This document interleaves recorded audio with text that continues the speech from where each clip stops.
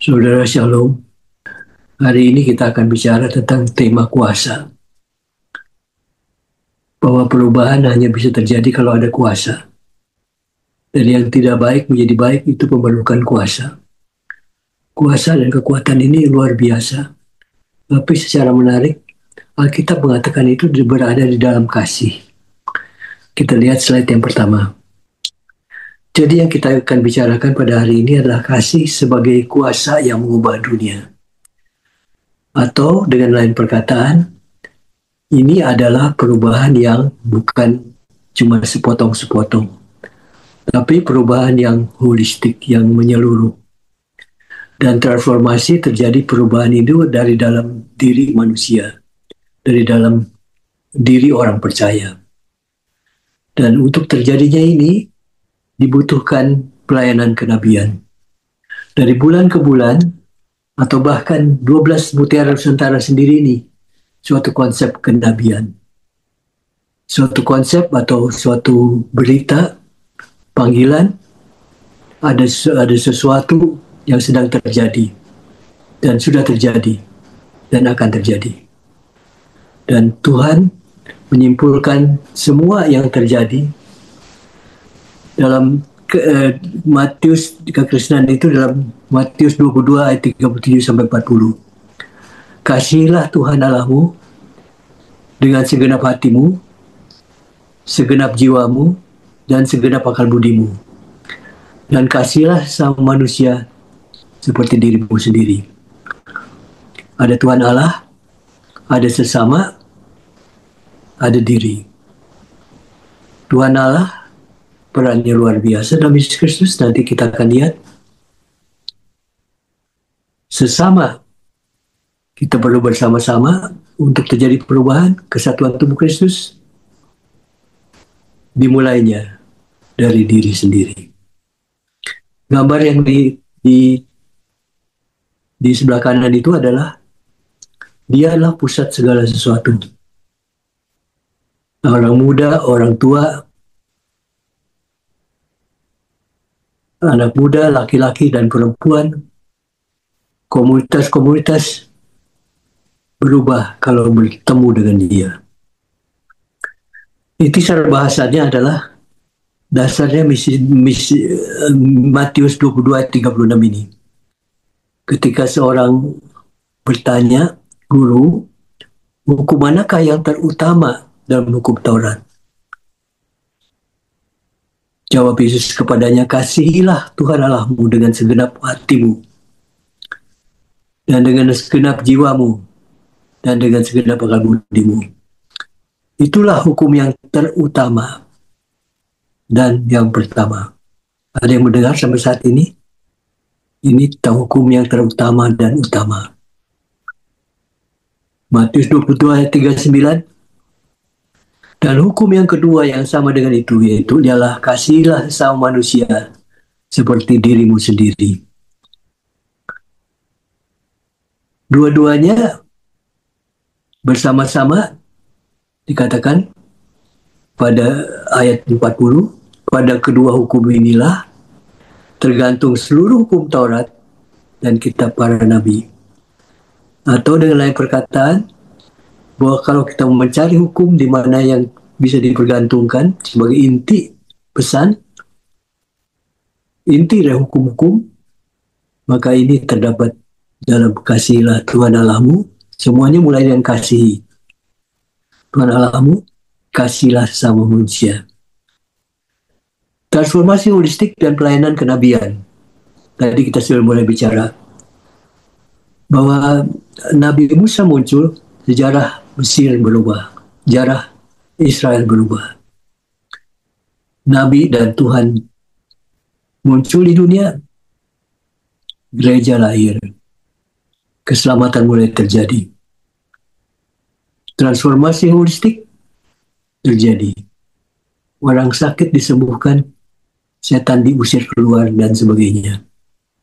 Atau kasih sebagai kuasa yang mengubah dunia.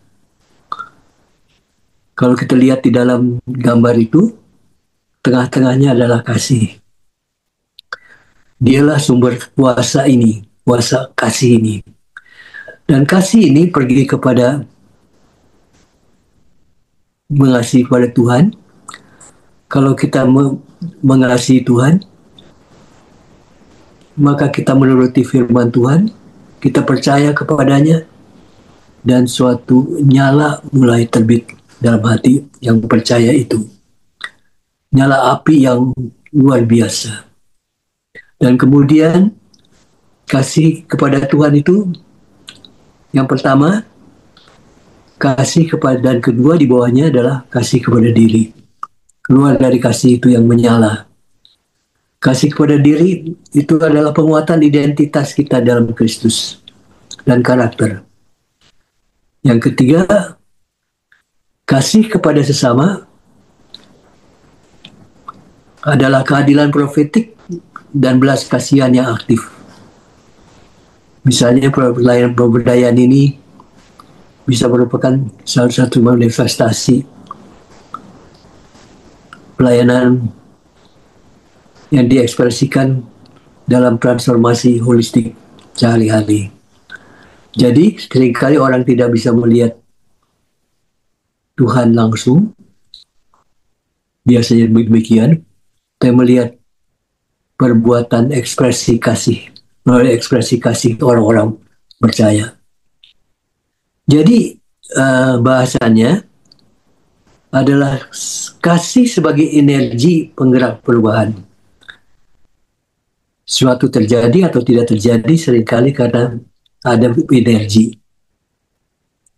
Beberapa waktu yang lalu di rumah saya listrik mati. Dan ketika mati listrik, semuanya mati. Handphone, kabel wifi mati. Komunikasi mati. Dan semua peralatan yang berhubungan dengan listrik mati. Jadi untuk menjadi sesuatu terjadi secara baru adalah adanya energi penggerak perubahan. Nah, seringkali kasih dimengerti sebagai suatu yang lembut tapi pasif. Yang dimaksudkan di sini adalah bukan demikian. Tapi kasih sebagai kekuatan aktif yang menginspirasi semangat dan mengubah realitas. Ini penting sekali. Bukan kasih yang bisa dipermainkan orang semaunya dia.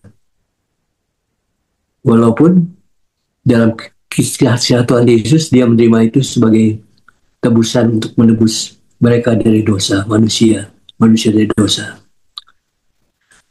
Kasih sebagai energi penggerak perubahan itu adalah perubahan yang menyeluruh, meliputi pembaruan spiritual, emosional, intelektual, sosial, dan fisik. Semua dipicu oleh kasih yang kuat.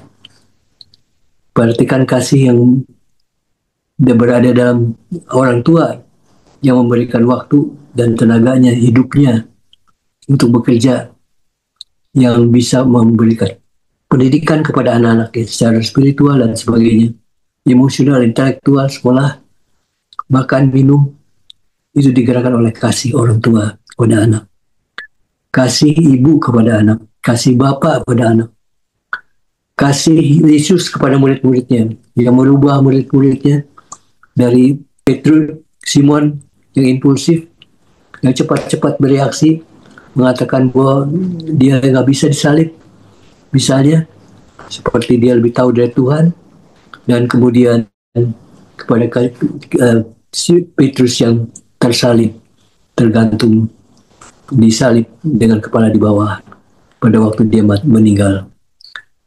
Jadi perubahan yang berubah anak-anak buruh yang mau ngirim api dari langit kepada orang-orang Samaria yang tidak mau memberi jalan kepada Yesus untuk melewati daerah mereka, menjadi rasul kasih. Rasul kasih yang mengatakan Allah itu kasih. Siapa yang tidak mengenal Allah, kasih tidak mengenal Allah. Pelayanan kenabian adalah manifestasi kasih ilahi yang memberi teguran, membangun, dan mengubah. Saudara, ini amat penting.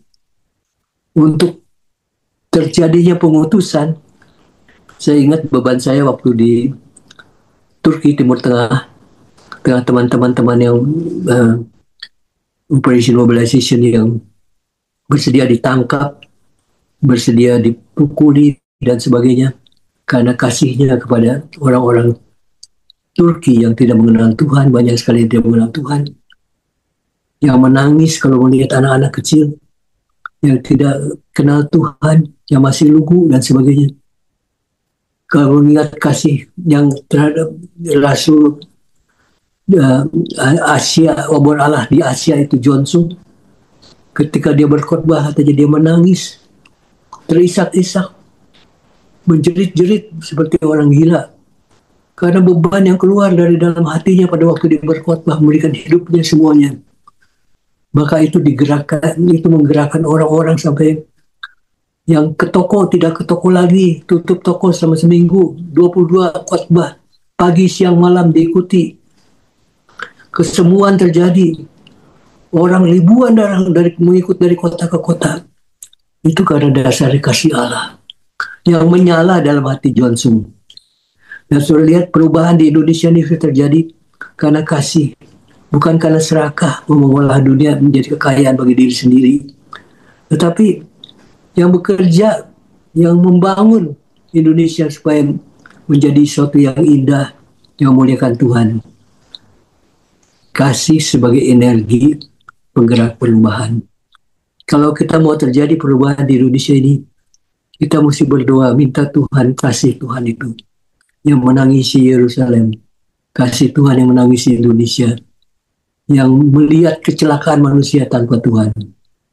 Yang kedua, kasih kepada Tuhan, tadi gambar yang diagram itu, kasih kepada Tuhan menyalakan api kebenaran dalam hidup. Jadi lihat itu lilin mulai menyala, pada waktu sebelumnya tidak ada yang lilin. Kasih itu mendorong ketaatan radikal dan pengabdian total. Saya ingat ketika pertama kali saya dipanggil kepada Tuhan, dipanggil bukan karena Tuhan menunjukkan kuasanya memaksa, tetapi justru karena kasih-Nya yang mengakibatkan hati saya meleleh di hadapan Tuhan. Kasih yang mendorong ketaatan radikal. Dan saya berkata pada waktu itu, Tuhan, ambillah hidup saya. Kalau Kau mengejar saya dengan tongkat, memukul saya dengan pecut, saya makin lari. Tapi karena saya dikasihi, saya tidak tahan, Tuhan. Ketaatan radikal dengan pengabdian total, Roma 12 ayat 1 dan 2, itu sekadar terjadi karena rahmat Allah yang luar biasa. Karena itu mau persembahkan hidup, tubuh hidup untuk menjadi korban bagi kemuliaan Tuhan. Kedekatan dengan Tuhan bukan sekedar relasi personal, melainkan perjumpaan yang mengubah identitas dan misi hidup.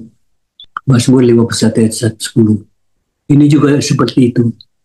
Jadi identitas mulai berubah karena dikasihi. Tadinya rebelis menjadi turut taat, rela taat, rela memberikan hidup. Hidup kenabian dimulai dari kasih yang menyalakan keberanian untuk menyuarakan kebenaran. Pada waktu korupsi dan merajalelanya kejahatan, perusakan moral, perlu dibangkitkan terus-menerus pelayanan gereja sebagai nabi, dan hamba-hamba Tuhan sebagai nabi di rumah tangga, di dalam masyarakat, orang-orang yang menyalakan api kebenaran, dan dengan itu memperlihatkan apa artinya dan siapa itu Yesus Kristus yang datang untuk menyelamatkan dan menebus dosa manusia.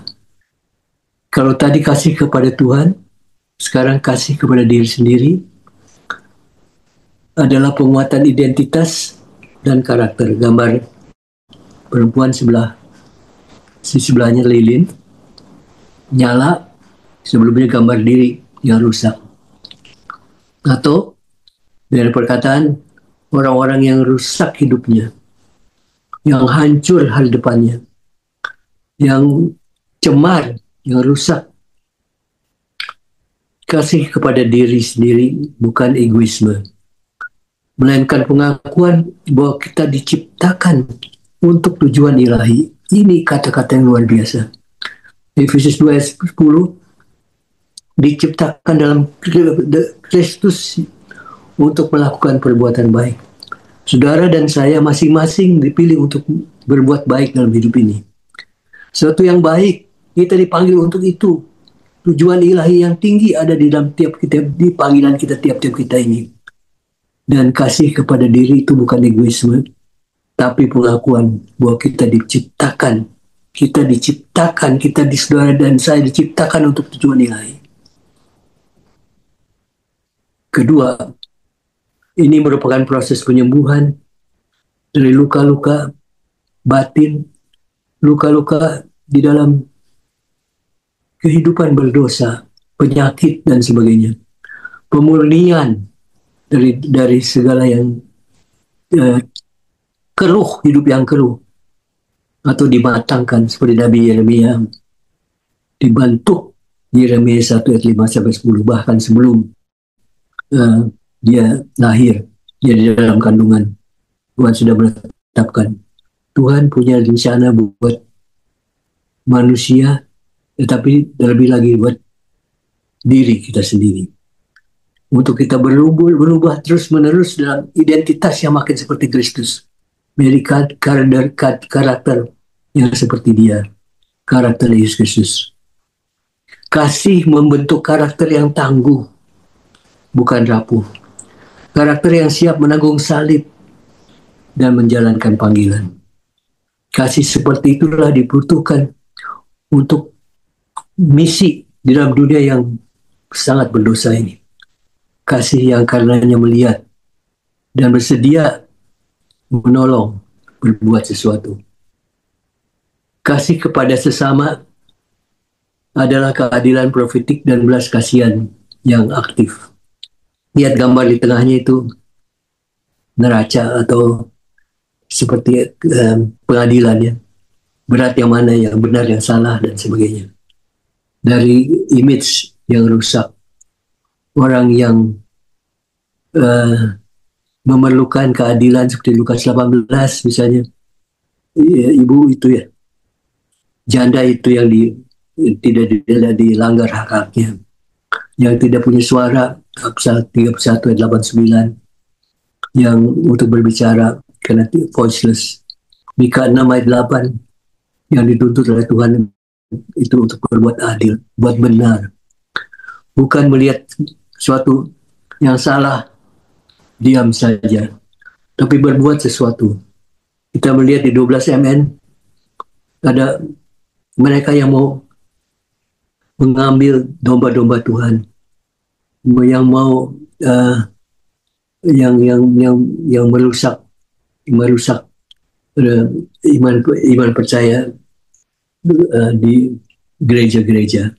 Kita berdoa supaya Tuhan memberikan hati yang tidak tinggal diam, yang mau berbuat sesuatu, yang tidak tinggal peluk tangan saja, seperti orang-orang imam dan orang-orang beragama itu yang melewati orang yang yang ditolong oleh orang Samaria yang dirampok itu. Orang yang berani mendekatkan bicara banyak hal yang tidak benar, tetapi dalam kasih. Pelayanan kenabian berarti berbicara dengan kasih yang tajam dan menyembuhkan. Efesus 4 ayat 15. Seperti operasi tajam, tapi di dalamnya dibungkus dengan kasih yang besar. Ini pembicaraan tentang 12 mutiara Nusantara ini adalah pelayanan kenabian, menciptakan keadaan nyata di 12 mutiara Nusantara atau di kantong-kantong Kristen, tentang kemiskinan, tentang penderitaan, dan sepertinya menyayat, tapi kita berdoa untuk menyembuhkan. Kasih yang bentuk komunitas yang bertobat, bertumbuh, dan berdampak. Ekspresi kasih dalam transformasi sehari-hari, bukan hanya di mimbar gereja, tapi dalam kehidupan tiap-tiap hari. Kasih yang diterjemahkan dalam sikap kerja, dalam sikap pendidikan, dalam relasi dan pelayanan. Menciptakan budaya ilahi di dunia sekuler, budaya duniawi ini. Mesti terjadi kesaksian alternatif yang menciptakan budaya ilahi, budaya yang sangat berbeda. Menjadi surat Kristus yang dibaca oleh dunia ini. 2 Korintus 2, 3 ayat 2 dan 3. Orang bisa melihat sesuatu yang berbeda. Seperti hidup yang ini, yang sebagai mekanik, yang belajar, yang pelayanan sosial, kemanusiaan, semuanya seperti surat Kristus yang dibaca oleh dunia sebagai hidup yang berbeda. Hidup yang dikendalikan oleh kasih akan menolak kompromi dan membangun dengan integritas. Penutup. Hidup kedamaian sebagai kasih yang mengubah. Jadi bukan kasih yang pasif, lembek, tidak berdaya, tapi sebagai kasih yang kuat, yang berkarakter, yang punya nilai, yang tinggi. Kasih yang mengubah. Nabi bukan hanya menyampaikan pesan, tetapi menjadi pesan. Kasih Allah yang hidup di dunia. Kasih yang mampukan kita berkata, ini aku, utuslah aku. Bukan karena kita kuat, tapi karena kasih telah menguatkan. Bukan karena kita kuat, tapi karena kasih telah menguatkan. Transformasi terjadi saat kasih dijalani sebagai kuasa yang kudus, yang menegur, menuntun, dan memulihkan. Umatnya atas namaku disebut bertobat, merendahkan diri, dan sebagainya. Kemudian Tuhan akan memulihkan. Penyimpulan kembali kepada diagramnya mula-mula. Guru, ada begitu banyak yang dibicarakan tiap-tiap hari di media. Kebenaran manakkah yang terutama? Dalam Matius 22 ayat 37, kasihlah Tuhan Allahmu dengan segenap hatimu, dengan segenap jiwamu, dengan segenap akal budimu. Itulah hukum yang terutama dan yang pertama. Dan hukum yang kedua yang sama dengan itu ialah kasihlah sama manusia seperti dirimu sendiri. Pada kedua hukum inilah tergantung seluruh hukum Taurat dan kitab para nabi. Transformasi holistik dan pelayanan kenabian. Kasih sebagai kuasa Allah yang mengubah dunia. Kasih kepada Tuhan menyalakan api rohani. Kasih kepada diri, penguatan identitas dan karakter. Kasih kepada sesama menyampaikan berita keadilan, profetik, kebenaran, dan belas kasihan yang aktif yang diekspresikan dalam hidup sehari-hari. Biarlah ini terjadi ya Roh Kudus. Amin.